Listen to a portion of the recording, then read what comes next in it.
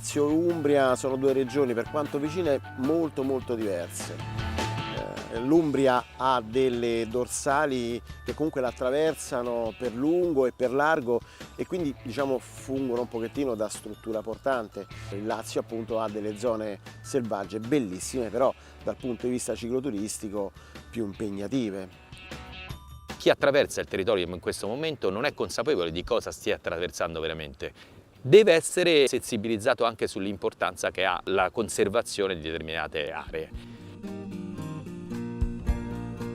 Noi siamo un'associazione cicloambientalista e quindi chiaramente in questo progetto ci siamo visti subito coinvolti in prima persona. L'obiettivo era quello di valutare dal punto di vista cicloturistico questi percorsi e poi scoprire anche queste aree di zone protette che comunque il più delle volte magari ci siamo passati dentro senza saperlo. Mi ha colpito molto la parte umbra del Tevere, mi è sembrato un bellissimo percorso che permette di conoscere comunque la regione, da lì poi si diramano altre vie che portano a scoprire borghi, aree veramente molto belle. In Italia FIAB si è occupata anche di sviluppare una rete che si chiama Alberga Bici, che appunto mette in connessione tutta una serie di alberghi che offrono un certo tipo di servizi ai turisti.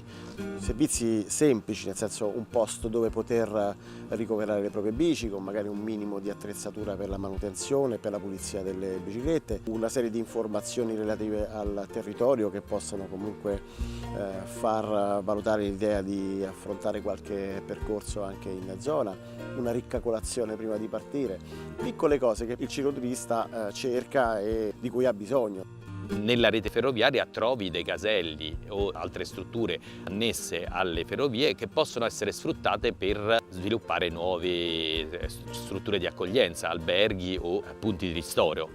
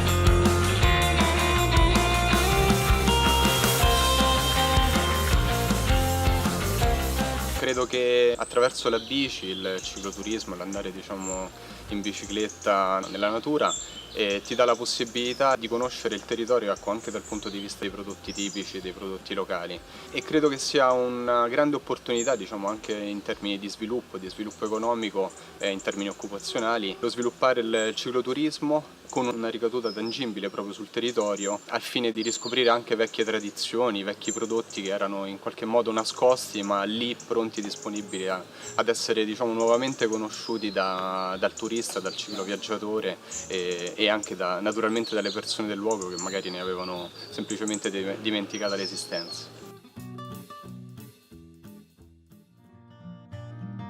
Possiamo dire che effettivamente noi abbiamo fatto un po' da sperimentatori di una rete ciclabile. Siamo partiti quindi con i tracciati che ci ha proprio fornito la Regione Umbria e grazie a quei tracciati abbiamo potuto fare gran parte dei percorsi su ciclabili più o meno sviluppate, ciclabili completate o anche strade a bassissima circolazione, quindi abbastanza sicure.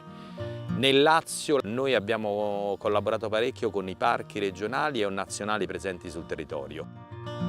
In tutte questi enti gestori stanno lavorando molto sullo sviluppo anche di tracciati ciclabili all'interno delle loro aree, all'interno delle aree del parco e anche la possibilità di collegamento con stazioni, corriere o comuni adiacenti. Quindi c'è una rete che si sta sviluppando e che sviluppata può essere veramente interessante da sfruttare. Tra Lazio e Umbria ci sono 330 siti appartenenti alla rete.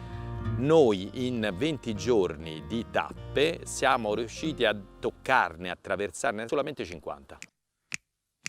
L'obiettivo che ci eravamo dati, che è quello di riuscire a selezionare a fine esperienza dei percorsi che effettivamente andassero a collegare delle aree della rete Natura 2000 di interessanti e che possano essere ripetuti da altri ciclisti e quindi lasciati in eredità. Questo obiettivo, lavorando adesso su quello che abbiamo raccolto, possiamo dire di averlo raggiunto.